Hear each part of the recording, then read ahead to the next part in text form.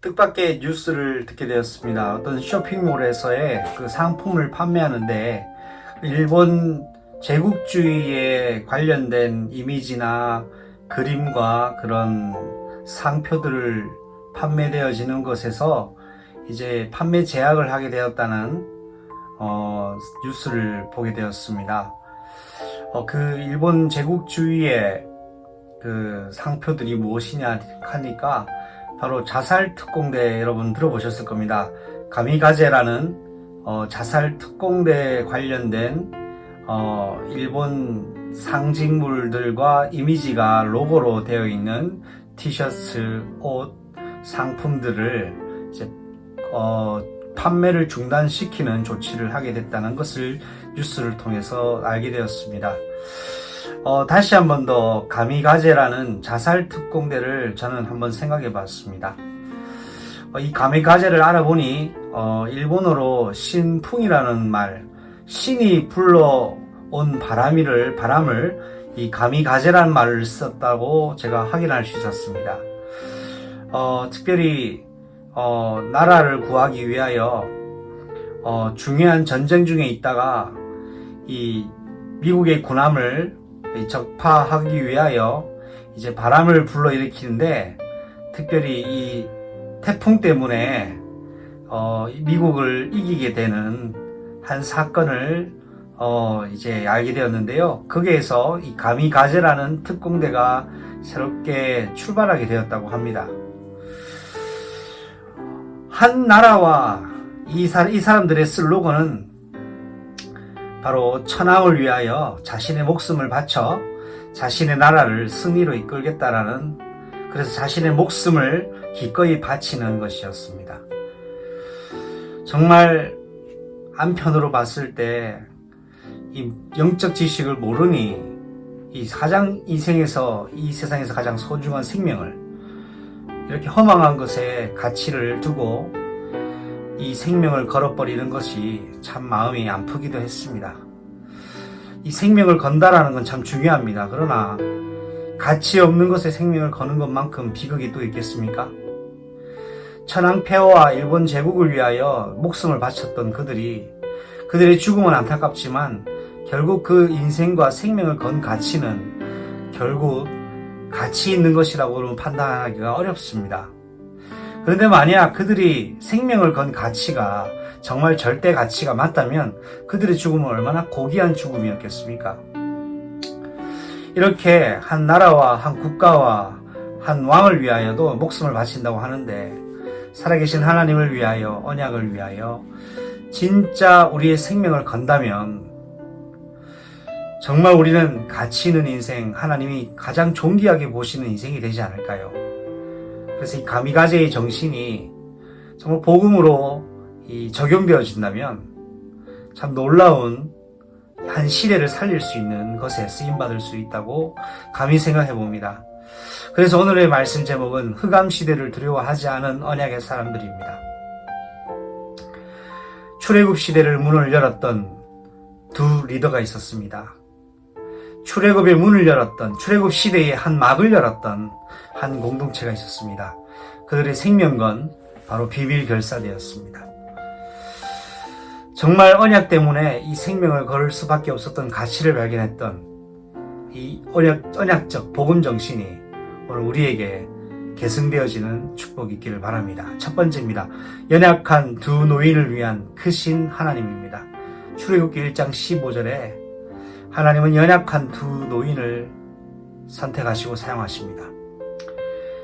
이집트 왕이 가장 고민이 되는 것이 바로 이스라엘 민족이 계속 급변하게 번성하는 것 때문에 비공식 산하 제한 정책을 펴게 됩니다.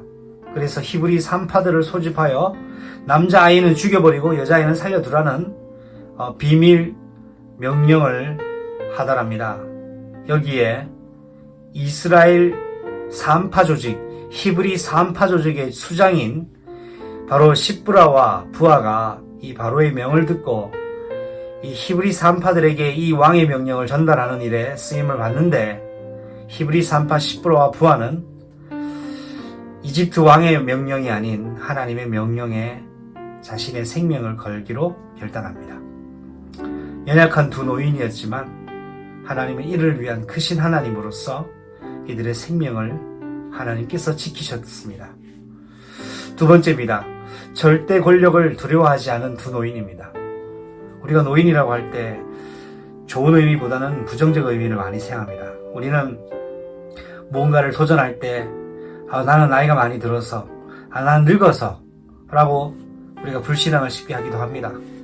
그러나 이 십부라와 부하는 나이가 많았음에도 불구하고 그의 언약 정신, 복음 정신, 교회를 향한 정신, 사명 정신은 결코 노쇠하지 않았습니다.